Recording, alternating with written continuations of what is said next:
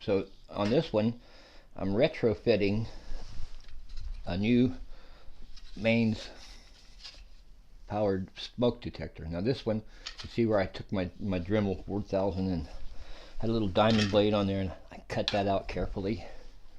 This one, it's got a convenient little tag on there that tells you what they're hooked up to. It says don't read this at your cost. So we're just going to use the same wiring as that one. So we got a white one that goes to the interconnected one, the brown one goes to live, and the two blue ones are going to go to neutral on this one.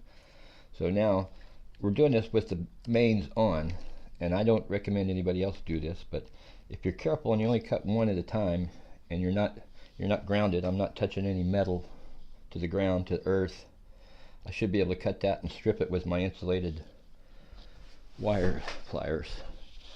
I might actually put some gloves on just in case. I don't want to get a bite, so it's really not that big a deal. I've seen my father-in-law handle big voltage wires and not get bit. But I think I'll go get a pair of gloves before I cut that, so I'm further insulated. But it's not all that difficult. So now what I do is we're going to shove this up into there. We are, and then I'll get the holes mounted in there as good as I can, hide in that hole.